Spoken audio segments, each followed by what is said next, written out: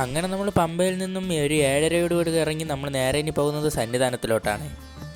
അങ്ങനെ പോകുന്ന വഴിക്ക് പമ്പാ ഗണപതിക്ക് ഒരു തേങ്ങ അടിച്ച് നമ്മൾ മലയേറി നേരെ അപ്പാച്ചിമേട്ടിൽ കന്നിസ്വാമിയെ കൊണ്ട് ഒരു പുലിക്കൊരു ഉണ്ടേറിയിപ്പിക്കുകയാണ്.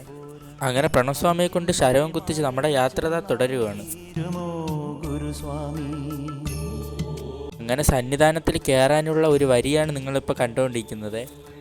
അപ്പോൾ തന്നെ നമ്മുടെ തൊഴുക്കലുള്ള ഒരു ചേട്ടൻ ഈ സന്നിധാനത്തിൽ വർക്ക് ചെയ്യുന്നുണ്ടായിരുന്നു. പോലീസായിട്ടായിരുന്നു വർക്ക് ചെയ്തുകൊണ്ടിരുന്നത്. അപ്പോൾ തന്നെ നമ്മൾ ചേട്ടനെ വിളിച്ച് നേരെ നമ്മൾ ദർശനം നടത്തിയായിരുന്നു. അങ്ങനെ ദർശനവും കഴിഞ്ഞ് നമ്മൾ നേരെ ഇവിടെ നിന്ന് നേരെ മാളികപ്പുറത്തോട്ടാണ് പോയത്. അങ്ങനെ മാളികപ്പുറത്ത് നിന്നിറങ്ങി രാവിലത്തെ പ്രഭാത ഭക്ഷണം കഴിക്കാനായിട്ട് നമ്മളിതാ ഇവിടെ അന്നദാനപ്പുരയിലാണ് ഇരിക്കുന്നത്.